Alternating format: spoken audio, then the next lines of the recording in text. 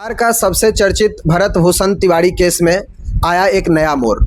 बिहार सरकार द्वारा गठन किया गया जांच टीम, जिसकी अध्यक्षता कर रहे विनोद कुमार सिन्हा के द्वारा एक जांच टीम का गठन किया गया है, जो कि कल 25 जून को भरत भूषण तिवारी के परिजनों से मिलने उनके घर पे जाते हैं। परिजनों का ये आरोप है कि भरत भूषण तिवारी को एनकाउंटर नहीं किया गया है, बल्कि उनका मर्डर किया गया है। इसके तहत उनके परिवारजनों का मांग ये है कि जो भी पुलिसकर्मी के द्वारा उनका एनकाउंटर किया गया है, उन सभी पुलिसकर्मियों को फांसी का सजा हो।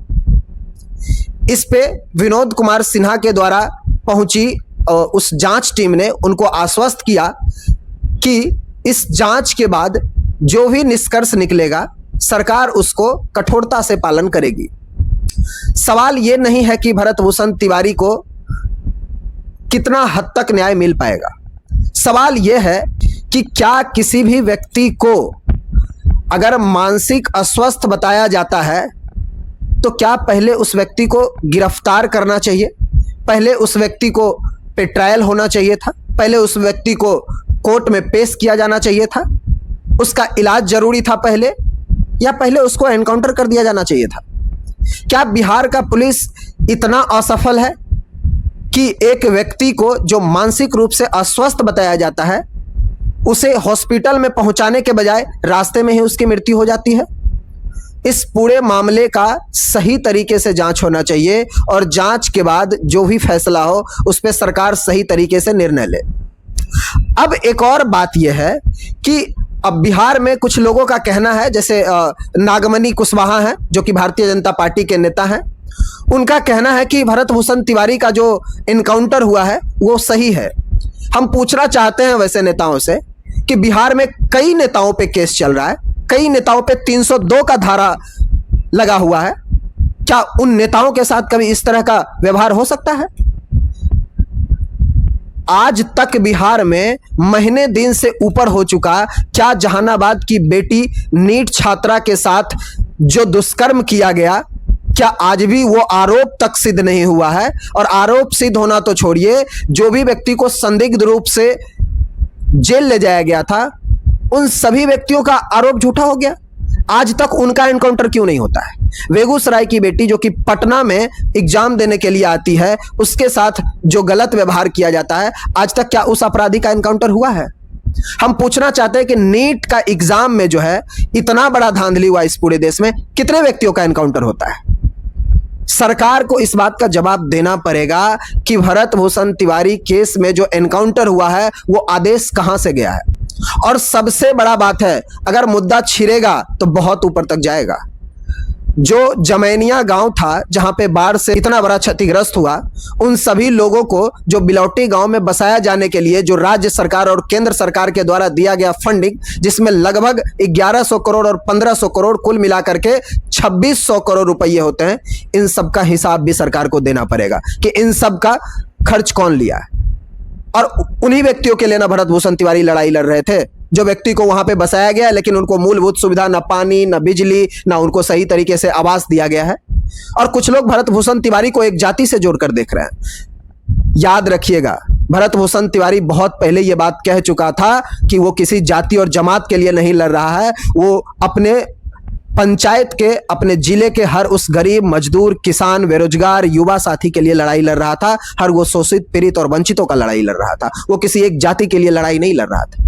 एक और बहुत बड़ा मामला सामने आ रहा है बिहार से। नालंदा के राजगीर में एक मंदिर के पुजारी के द्वारा 2 पासवान जाति के बच्चों को पीट कर हत्या कर दिया जाता है। इस आरोप में कितना सत्यता है, इसकी भी सरकार जांच कराए, और अगर वो पुजारी दोषी पाए जाते हैं तो उनका भी जगह उस मंदिरों में नहीं, कारागार में होना चाहिए। बिल्कुल, वो चाहे किसी भी जात से हो, धर्म से हो, जो अपराध करेगा, जो लोगों के साथ गलत करेगा, वो अपराधी है, वो किसी एक जाति का लोग नहीं है। और दूसरा एक और मामला है उसी नालंदे जिले से, जो कि बाबा चौहड़मल के पूजा करवाने के लिए कुछ चंदा मांग रहे थे। कुछ पासवान जाति के लोग बताए जा रहे हैं। उन्होंने 2 यादव युवकों के ऊपर प्रहार किया, हमला किया, जिसमें एक युवक का जान भी जा चुका है, एक शायद अभी हॉस्पिटल में भर्ती है। सरकार से यह भी मांग करेंगे कि इन दोनों मामलों का भी सही तरीके से जांच हो और इन दोनों मामलों में जो भी आरोपी हों उनको भी कठोर से कठोर सजा दी जाए। इस राज्य में न जाति देखकर न धर्म देखकर सबके साथ न्याय होना चाहिए। नहीं तो सम्राट चौधरी जी अभी नए नए मुख्यमंत्री बने हैं, अगर सही तरीके से नहीं चलाइएगा तो नीतीश जी का जो छवि बिहार में बना हुआ है उसको धूमिल करने का प्रयास आप कर रहे हैं। इतना ही नहीं, बिहार में एक और मामला अभी सुर्खियों में है, खान सर और रोशन सर से जुड़ा हुआ मामला, जिसमें रोशन सर के भाई प्रिंस आनंद जी का जो है देहांत हो जाता है। अब उनमें उनको लेकर के भी कई आरोप लग रहे हैं। सरकार इन सभी मामलों को निष्पक्ष तरीके से जांच कराए और सभी मामले में जो भी आरोपी होते हैं उनको कठोर से कठोर सजा दे करके बिहार में एक नया उदाहरण सेट कीजिए और नीतीश जी के सुशासन के राज्य को आगे बढ़ाइए। नहीं तो अब भी जिस प्रकार का बिहार में स्थिति चल रहा है, अभी जिस प्रकार से बिहार में माहौल चल रहा है, ये बेहद निंदनीय और शर्मनाक है। बिहार सरकार को इन सभी मामलों पे सख्ती बरतनी पड़ेगी और सभी मामलों का सही तरीके से जांच करवाना पड़ेगा। पल्ला झाड़ने से काम नहीं चलेगा और उन सभी नेताओं के लिए ये बहुत बड़ा चीज साबित होगा। याद रखिएगा, अगर अभी आप इस तरह का बयानबाजी कर रहे हैं एक जाति विशेष को लेकर के, तो याद रखिएगा चुनाव आने वाला है, फिर आप उसी गांव में वोट मांगने जाइएगा तो वहां की जनता आपको उसी तरह से खदेड़ करके वहां से निकाल देगी। और याद रखिएगा सम्राट चौधरी जी, इलेक्टेड मुख्यमंत्री नहीं हैं आप, सिलेक्टेड मुख्यमंत्री हैं। फिर से 30 में इसी बिहार की जनताओं के सामने हाथ जोड़ करके वोट मांगने आइएगा, फिर ये बिहार की जनता आपसे जवाब मांगेगी।